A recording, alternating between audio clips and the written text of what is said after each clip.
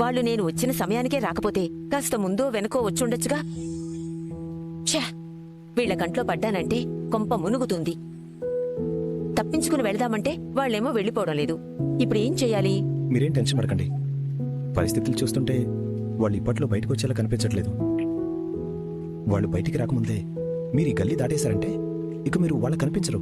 అలాగే జగదీష్. అమ్మాయి జాగ్రత్త. పాపం పిచ్చిది నీ మీద ప్రేమతో మా అందరి ప్రేమని దూరం చేసుకుంది. మళ్ళీ నా మనమరాలు తిరిగి నా ఇంట్లో అడుగు పెట్టేంత వరకు దాన్ని జాగ్రత్తగా చూసుకో. అర్థమైందా?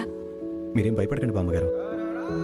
మీలా రిచ్చిగా చూసుకోకపోవచ్చు, కానీ ఉన్నంతలో నా కంటికి రెప్పలా చూసుకుంటున్నాను. సరే, వెళ్ళొస్తాను బాబు. మంచిది బామ్మగారు. జాగ్రత్త.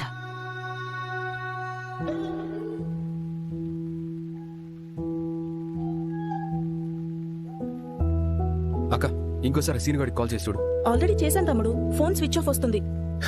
ఇడియట్. ఫోన్ ఆన్ లో ఉంటే మనం లొకేషన్ ఎక్కడ ట్రేస్ చేసి పట్టుకుంటామో అని స్విచ్ ఆఫ్ చేసినట్టున్నాడు. మరి ఇప్పుడు ఎలా రామ్ గారు?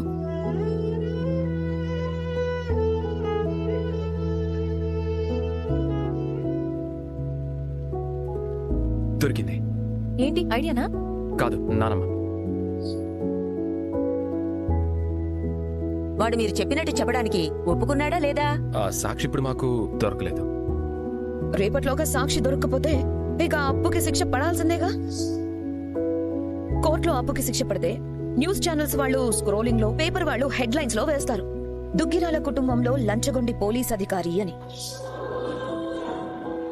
నిన్ను అప్పు వాళ్లే కనపడకుండా సాక్షిని మాయం చేశారు అన్నట్టు మన లాయర్ వాదిస్తాడు. దాంతో ఆ అప్పుకి జడ్జి గారు ఏకంగా 2 శిక్షలు విధిస్తారు.